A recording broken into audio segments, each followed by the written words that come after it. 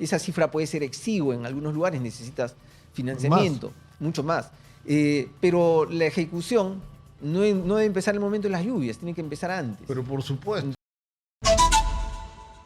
Vamos a hablar de lo que está pasando con los hospitales. El Ministerio de Salud ha advertido que hay 11 hospitales en todo el Perú que están prácticamente colapsados, pese a que se supone se les ha realizado mantenimiento. Está con nosotros Percy Minaya, que ha sido viceministro de Salud y que sabe de la situación del sistema de salud. Bienvenido, Percy. Muchas gracias, Nicolás. Y bueno, el ministro quizás no tenga la razón señalando que son solo 11 hospitales. Hay muchos más que tienen situación de riesgo, pero también hay que precisar, no es que estén en una situación de inminente colapso. Creo que en esto tal vez es la forma como se expresa. Sin embargo, sí hay que tener atención a las condiciones de riesgo que se tienen y la necesidad de intervenir prontamente con las medidas de prevención, de mantenimiento que se tienen que tener, porque ya estamos viendo lo que está ocurriendo en nuestras ciudades. Nuestros establecimientos de salud no son ajenos a esto, especialmente en una época en la que Senami está pronosticando una mayor cantidad de lluvias, estamos viendo las inundaciones, esto está llegando inclusive con escasísimas lluvia que suele tener en Lima, nos ponen en aprietos, ¿no? Claro, ahora, ¿qué hacer para enfrentar esta situación? Porque yo creo que hay dos problemas, ¿no es cierto? Uno es al igual que nos ocurre en educación, hay un tremendo déficit de infraestructura. O sea, la cantidad de postas y de hospitales que necesitamos y que no tenemos yo no tengo la cifra.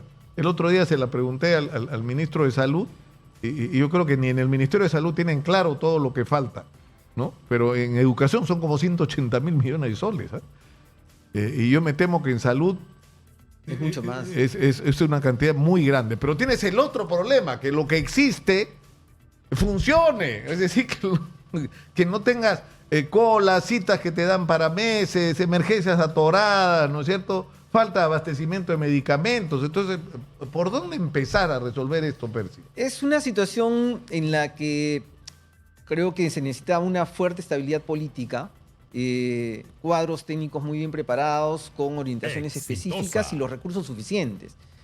Hay iniciativas que se han tomado y son visibles en este gobierno, el Plan 1000, por ejemplo, que son fortalecimiento de establecimientos en el primer nivel, las redes integradas de salud, pero hay que acelerarlas para que funcionen, de verdad. Hay muchas reglas quizás detrás de todas estas cosas que limitan nuestra posibilidad de ir más rápido. Por ese lado, hay una buena iniciativa. Lo que hay que tener es una articulación entre los niveles subnacionales, llámense municipios, gobierno regional y nacional, para impulsar esto.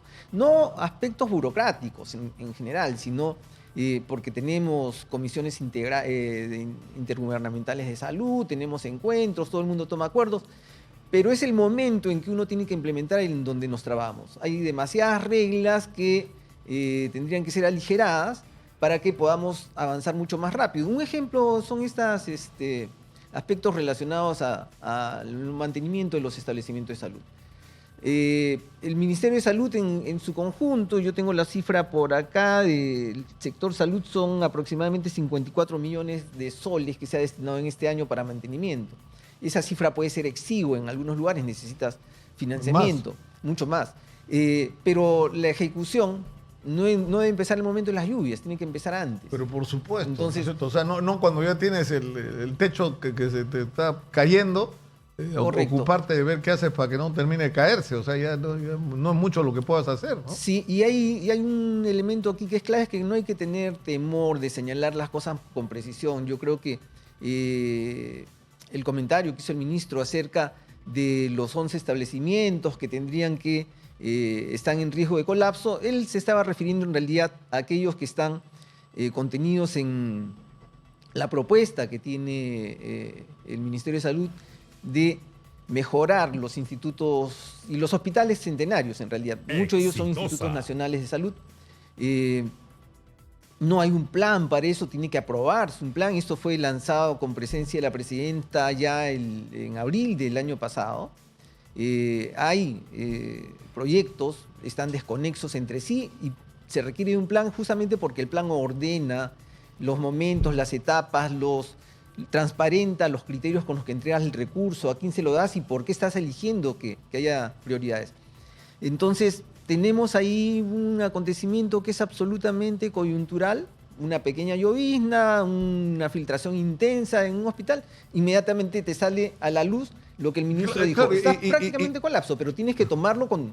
Claro, asirlo, igual ¿no? lo que te ocurre cuando, por ejemplo, la principal causa de muerte violenta en el Perú son los accidentes de tránsito, aunque la cantidad de homicidios está creciendo de una manera que da miedo, ¿no es cierto? Pero cuando ocurre un accidente, uno de los problemas que salta es que hay gente que se muere no por el accidente, sino porque no recibió la atención de salud en el momento que lo requería. ¿Por qué? Porque el sistema de salud no funciona, o sea, no es lo que debería ser. Tienes que trasladar a la gente a las grandes ciudades para que reciban una atención adecuada. Ahora, ¿cómo enfrentar esto? Yo te decía, Percy, uno es que hay que construir hospitales y postas médicas. Y está claro que con el sistema de contrataciones y de realización de obras estatales en el Perú, eso no funciona. No funciona, está probado. Entonces, ¿por qué no centramos la atención en obras por impuestos? Es una de las cosas que se hacen rápido, que se hacen, que el además presupuesta la obra en 180 millones y cuesta 180 millones, no 480, como pasa en montones de obras en el Perú. Absolutamente de acuerdo. Creo que son formas que tendríamos que explorar porque hay que, digamos, ajustar ciertos de los aspectos de la normativa, pero incorporar también otros que deben darnos garantías de que las cosas funcionen, que no tengamos un problema como el que hemos visto en Trujillo. Debe haber vigilancia ciudadana, tiene que haber, además de la vigilancia ciudadana, también muy estricta la de los municipios, para que puedan tomar decisiones y se hagan caso. Hay muchas cosas que se tienden a torcer en el camino, pero si tienes los elementos claves, estas cosas funcionan. El Estado tiene recursos, tiene dirigentes, lo que hace falta son que la normativa les ayude a que esto avance. Pero para eso hay que actuar con entereza y no hay que achicarse. Cuando el ministro sale y dice, tengo los hospitales a punto de colapsar, no es porque salga con el premio del costal y después le enmiende la plana. Es el ministro el que está teniendo la razón para que estas cosas se aceleren. Lo que tenemos que hacer, sin embargo, es que concentremos nuestra atención en que las cosas sean totalmente transparentes. No esperemos a último momento lo que está teniendo Lima en este momento con ese episodio de las filtraciones en el Ciencias Neurológicas. Nada, pero es una señal. Claro, pero ahí viene el otro problema, ¿no? Porque uno es de que hay que construir nueva infraestructura. Hay hospitales que ya vencieron su tiempo de vida, pero hace rato, totalmente, ¿no es cierto? Sí. Y hay hospitales que ya no dan más. Esto de Ferreñafe, por ejemplo, que eso ya no da más. Eso hay que hacer otro hospital ahí, ¿no? Y eso además es un proyecto que está esperando también como otros. Pero acelerarlos, porque si me permites, o sea, si tú lo haces según los cánones que nosotros tenemos, son 14 años para tener un establecimiento de salud bien puesto y funcionando. Si lo haces por los medios, como justamente señalan las obras por impuestos, tal vez el tiempo es más corto. Y en este momento es posible que se puedan hacer intervenciones, quizás no para construir un hospital, sino para poder mejorar los establecimientos alrededor para que la demanda se distribuya apropiadamente. Exitosa. Ahora, tengo que decir, hay cosas que hay que corregir y omitir, porque son omisiones. Por ejemplo, en el plan de institutos, los planes de hospitales centenarios, por ejemplo, hay institutos emblemáticos, Ciencias Neurológicas, que tiene 4.000 metros cuadrados al costado para que pueda construir un establecimiento de salud. La maternidad de Lima tiene al frente casi 14.000 metros, ni siquiera está considerada dentro del plan centenario. Es decir, tenemos que actuar rápido viendo qué temas hemos gestionado y corregir los errores sobre la marcha para que de una vez esto tenga versatilidad. Claro, pero el otro tema es el tema del mantenimiento, porque si tú tienes porque es lo que está pasando, tienes, aparte de un problema de recursos, que se supone que en este momento tenemos los recursos, o sea, dinero hay, lo que está fallando son los sistemas, ¿no es cierto?, de contratación, de ejecución de obras, etcétera, que se pueden resolver con obras por impuesto. Y te aseguro que en 3 años haces lo que ahorita te demora 8 hasta 10.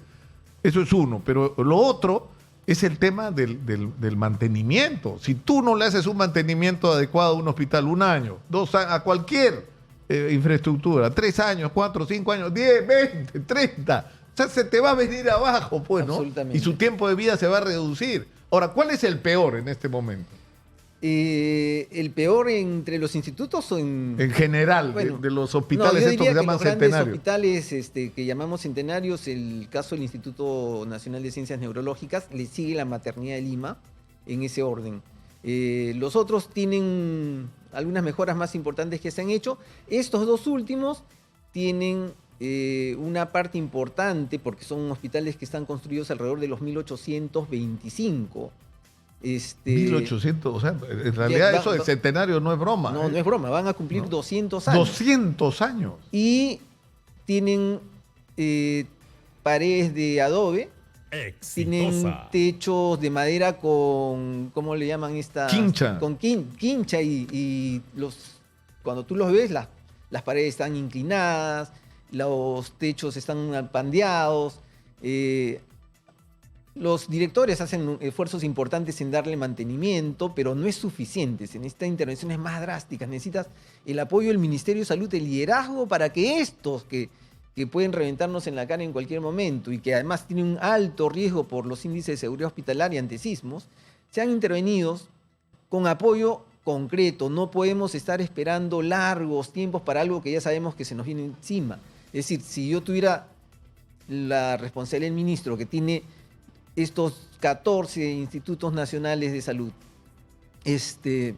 sabes que el 70% tienen algún nivel de avance porque han sido construidos en los últimos 30 años y además hay unos muy modernos, el INEM, el San Borja, el Niño.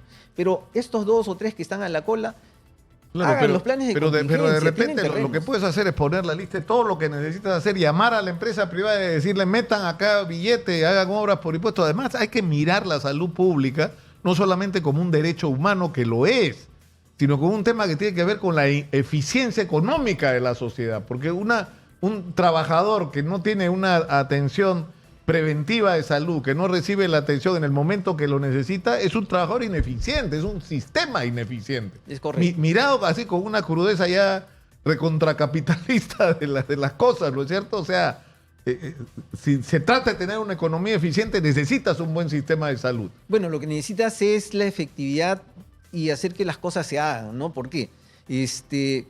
No me pareció mal la iniciativa, por ejemplo, del plan de hospitales centenarios, maravilloso, pero uno lanza las cosas no para una propaganda política. Sí, claro.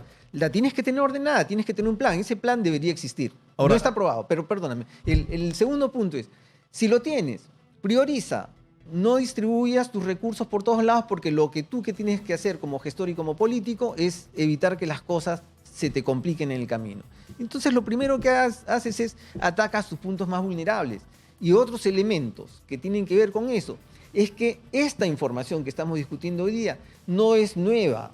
La tenemos como rezagada. 2015, las últimas evaluaciones que se han hecho en varios de los hospitales para sacar el ITSE, que estamos retrasados. 2018 y recién se han renovado para hacer varios de los evaluaciones de índice de seguridad hospitalaria, que el Ministerio de Salud no lo tiene completo. Y varios de nuestros hospitales en Lima están en categoría C, es decir, ni siquiera podrían responsabilizarse por proteger ni a sus trabajadores ni a los ciudadanos que concurren. Y lo último, información que está disponible porque además, por ejemplo, la Defensoría del Pueblo realizó una supervisión en abril del 2024, no publica esos datos hasta ahora. Y esto, lo único que demostraría es que tenemos los mismos datos que cualquier investigador, como los que trabajamos en el sector público, así como las propias autoridades y nuestros organismos supervisores, lleven a conocer esto. Y por tomar acciones, por supuesto, porque esa es la defensa de derechos que nosotros necesitamos. Percy, muchas gracias por estar con nosotros.